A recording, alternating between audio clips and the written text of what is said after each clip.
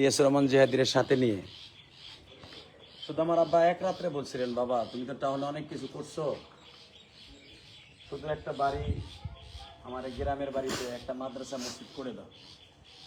আপনারা জানেন আমি মসজিদ ওই পাশে করছি, যে মসজিদের সামনে আমার আব্বা শুয়ে আছে, আমার মা ঘুমিয়ে আছে।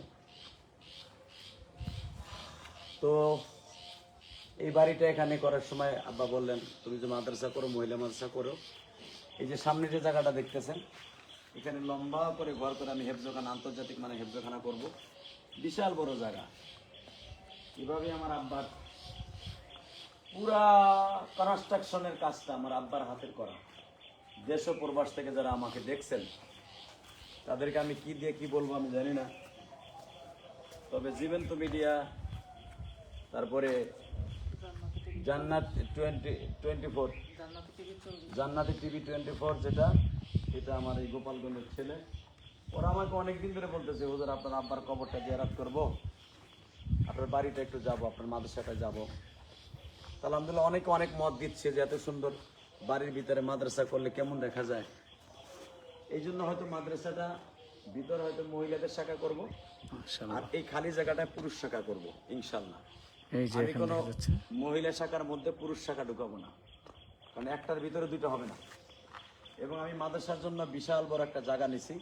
এই যে এখন কেবল জায়গাটা দেখে আসলাম, এটা হলো 2.5 বিঘা, অর্থাৎ আমাদের দেশে 3% 1 কাঠা, এইটার 52% 1 বিঘা। এই যে কেবল মোটরসাইকেল থেকে নামলাম আমার ছোট ভাই, তো 2.5 বিঘা মাদ্রাসার জন্য জায়গাটা দেখে আসলাম। এখানে মাদ্রাসা স্টার্ট দিব আলহামদুলিল্লাহ, এরপরে ট্রান্সফার করে ওইখানে নিয়ে যাব।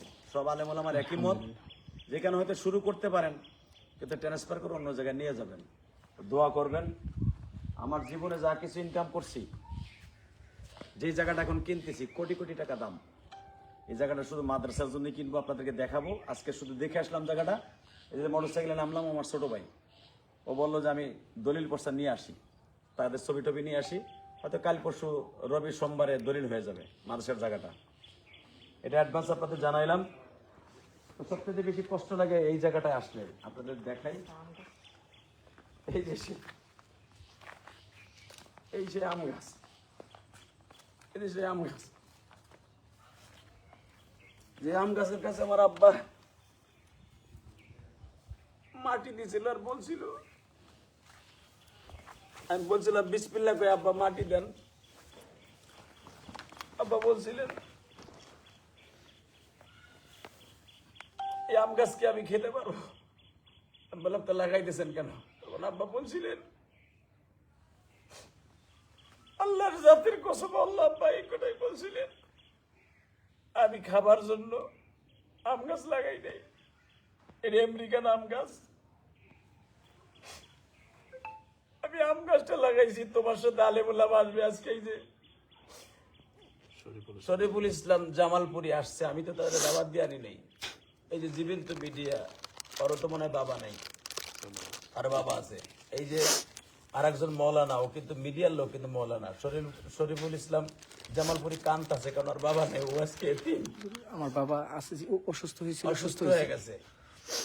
তো আমি আপনাদের সকলের কাছে বলবো, আমার বাবার মৃত্যুর খবর শুনে যারা কেঁদেছেন, যারা আমার বাবার জন্য দোয়া করতেন দেশ ও প্রবাস থেকে, তাদের প্রতি আমার একটা আকুল আবেদন, এই আম গাছটা আমার আব্বার স্মৃতি, এইটা আর ওইটা।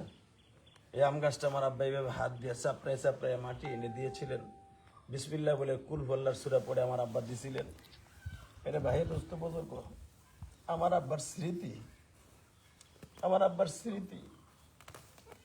সবার কাছে দোয়া চাই, আমার আব্বার কবরটা যেন জান্নাতের টুকরা হয়ে যায়। আমিও তো বাবা, আমি বাবার জন্য এত কষ্ট পাইতাম না, কারণ আমি তো ছোটকালে মা হারাইছি। আমার আব্বা আমাকে মায়ের আদর বাবার আদর দিয়ে বড় করছে, এই জন্য বাবার কষ্টটা আমার কাছে বেশি লাগে ভাই। আপনাদের যাদের মা আছে বাবা নাই, তারা বুঝবেন না বাবা কি জিনিস। আমার মতো যারা ছোটকালে মা হারাইছেন, বাপ হারাইছেন, তারা বুঝবেন মা বাবা কি জিনিস। এটা আমার আব্বার মাটি দেওয়ানো, এক টুকরা মাটিও আমি লাগাই নাই, আমার আব্বা লাগাইছে, আমার আব্বা লাগাইছে।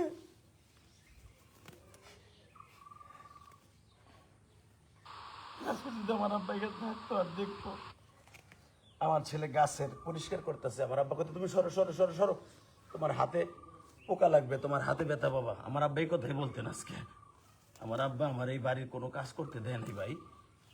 তো লাইফে যারা জয়েন করছেন, বুকটা ব্যথা করতেছে কথা বলতে যাই, সবার কাছে আমার দাবি থাকবে আমার আব্বার জন্য চলে যাবেন। আম গাছ ঠিকই আছে, আমার আব্বা নাই।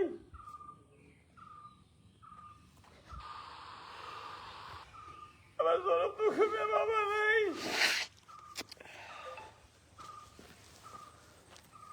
এই দুইটা আম গাছ আমার আব্বার নিজে মাটি দিছে।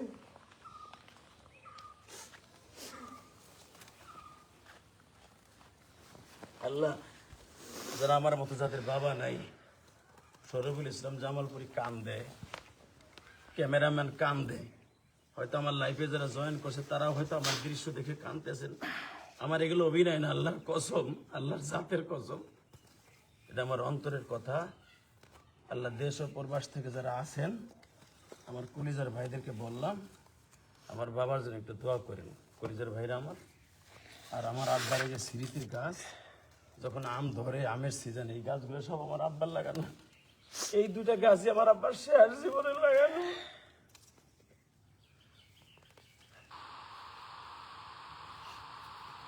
এইটা আমার আব্বার শেষ আম গাছ লাগানো।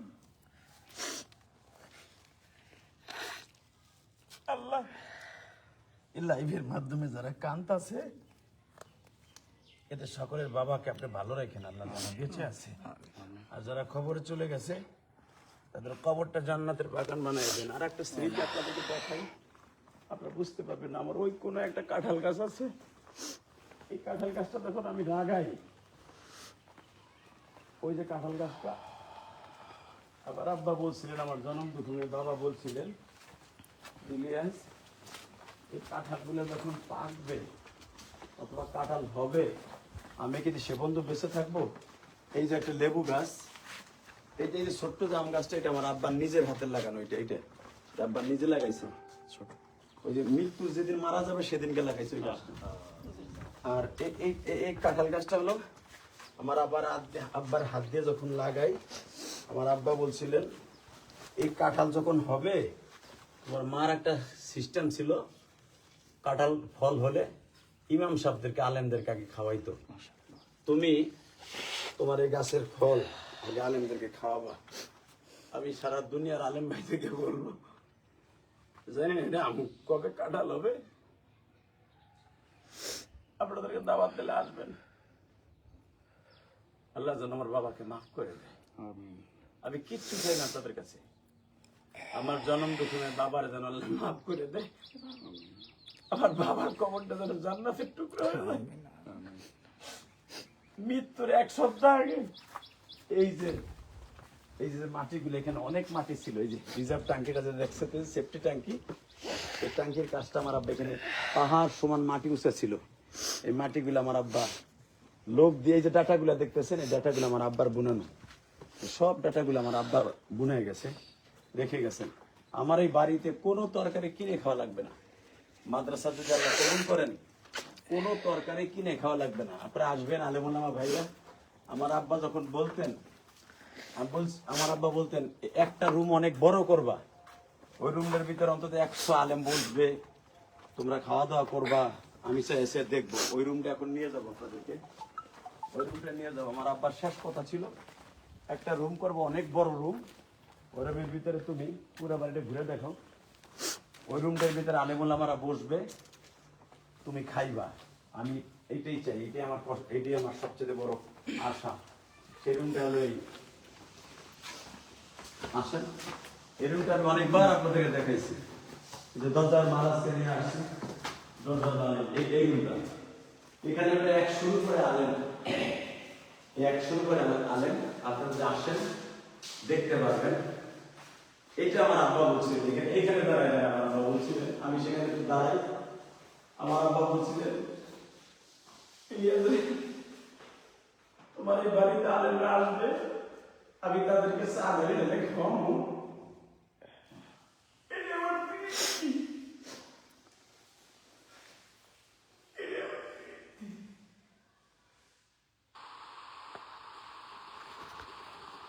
বাড়িঘর ঠিকই আছে আব্বা, আপনাকে আল্লাহ নিয়ে গেছে। আল্লাহ আমার আব্বারে যেখানে রাখছেন কবরে ভালো রেখে, আল্লাহ যারা আমার বাবার স্বর্ণের কবর জিয়ারত করতে আসছে, বুকটা ব্যথা হয়ে গেছে, আর কথা বলতে পারছি না। উপরে যাবো, আসো। এই রুমগুলো আপনারা দেখছেন, রঙের কাজ শেষ, রঙের কাজ শেষের পরে নিচতলা ফ্ল্যাটগুলো সবগুলো আমার আব্বার ডেকোরেশন করা।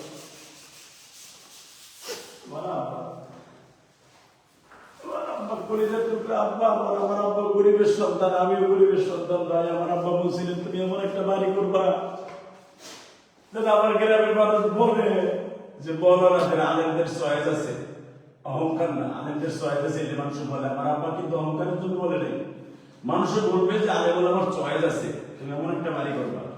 আল্লাহ তৌফিক দিয়েছে, কিন্তু আমার আব্বাকে আল্লাহ নিয়ে গেছে। এটা নিচতলা, দ্বিতীয় ফ্ল্যাট, উপরের তারা যেই রুমটা আমার আব্বা আমাকে থাকতে বলেছেন, যেই রুমটা আমার আব্বা আমাকে থাকতে বলেছেন যে তুমি থাকবা, এই বাড়িতে একটু দেখো।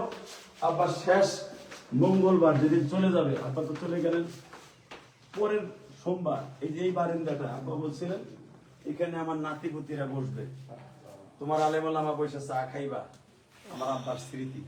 এখানে বসে এই জায়গাটা দেখাও সুন্দর করে, এই জায়গাটায় তোমরা এখানে বসবা, যেখানে একটা কালেমা লাগাও, এটা আমার আব্বার থিওরি। এবং এইখানে বসবা, আলেম ওলামা বসবে, 20-25 জন আলেম, আমি বাবা এটা চাই। আমার আব্বা যে রুমটা আমার থাকতে বলছে ওইটা একটু দেখাই। জানি না আমিও কবরে চলে যাবো কিনা, হতে পারে আমি নাও থাকতে পারি, আমি কবরে চলে যেতে পারি। সেই রুমটা আমি আপনাদের একটু দেখাই, কোন রুমটায় আমার আব্বা থাকতে বলছে। সব কাজ কমপ্লিট, সব এই যে রং, লাখ লাখ টাকার রং আমার আব্বার বিরুদ্ধে লাগাইছি। এই যে দেখেন এইখানে, এদিকে আসো জামান করি ভাই, ঠিক এই জায়গাটায়, এই জায়গাটা আমার আব্বা,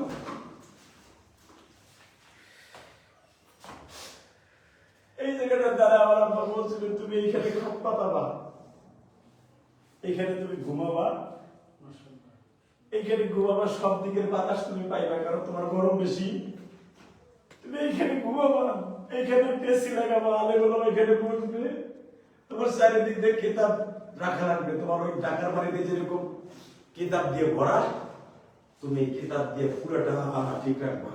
অতএব আমি আপনাদের সবাই কাছে বলবো, দেশ ও প্রবাস থেকে যারা আমার লাইফে জয়েন করছেন, কলেজের দুটো ভাই আমার, এই জামালপুরি ওর বাবা আছে, কিন্তু বাবার শোকে কাতর, অনেক কান্নাকাটি করছে আমার বাবার কথা শুনে। এই জায়গাটা আমার আব্বা থাকতে বলছে, জানি না আমার কপালে আছে কিনা, আমি মরে যেতে পারি।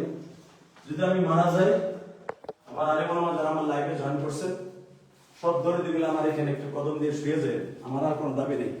আমি যদি মারা যাই আর আমি যদি বেঁচে থাকি, তখন আপনারা কি করেন। আমার আব্বা বলছে তোমার সাথে যারা মেহমান আসবে, তোমার ড্রাইভার, তারপরে তোমার মেহমান খাদেম, তারা এই পাশে থাকবে।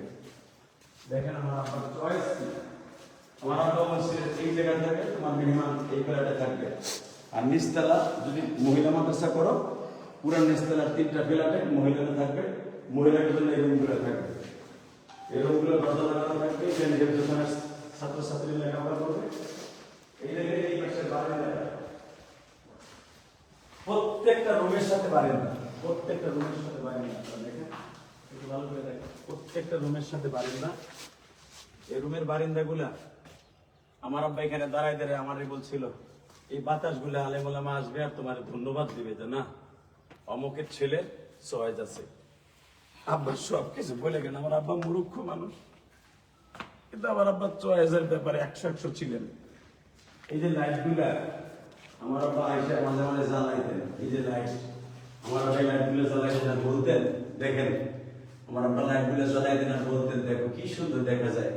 আর আমার একদিন বলছিলেন মরার 1 সপ্তাহ আগে, যে সব আর আমার আব্বারে এই যে এত সুন্দর লাইট জ্বালাইতেছেন, আমার কবরে কি একটা বাদ কাল্লাই দিবে? আমি বলছি আব্বা, আপনি যখন আলেমুল আমার জন্য এত সুন্দর বাড়ি করার কথা বলছেন, আমারে মাদ্রাসা করার কথা বলছেন, আপনার কবরে আল্লাহ বাড়তির ব্যবস্থা করবে।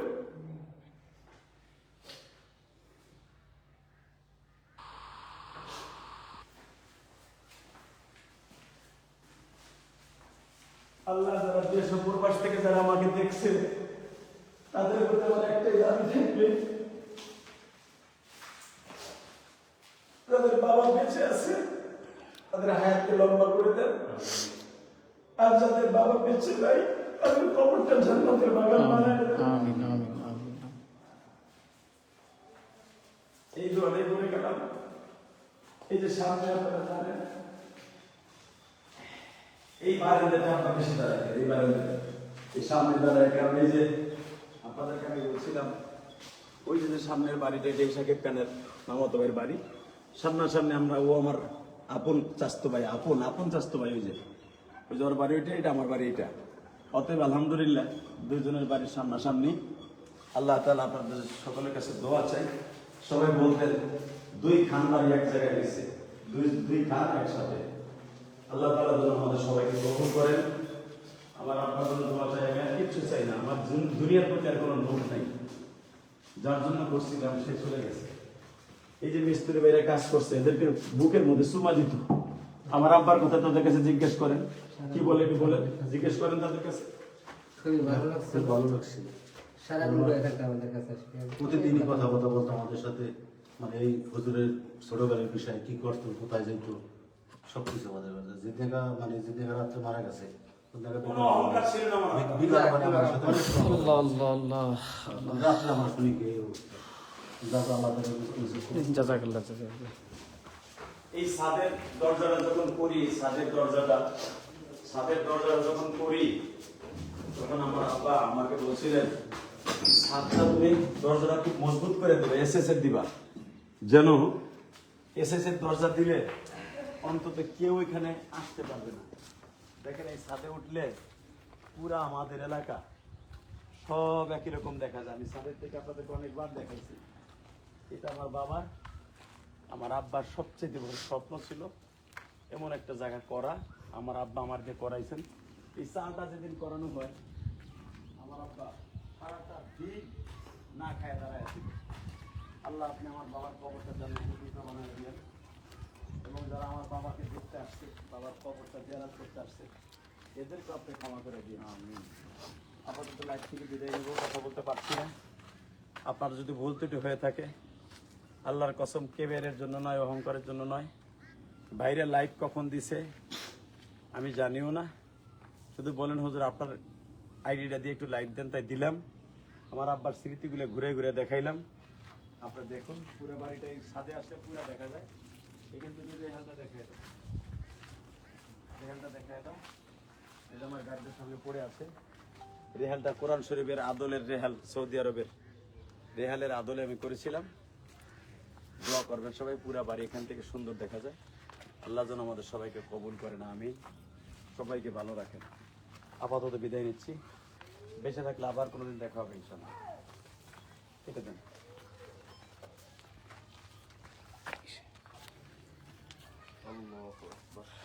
তবে লাইভে যারা জয়েন করছিলেন ভাই, সবাইকে অসংখ্য অসংখ্য ধন্যবাদ। সবাইকে আমি দেখতে পারতেছি না, তো রোদ্রের কারণে দেখতে পারছি না, তবে অনেকেই জয়েন করছেন। আমি সবাইকে অসংখ্য ধন্যবাদ জানাই। আল্লাহ আমার সবাই ভাগে।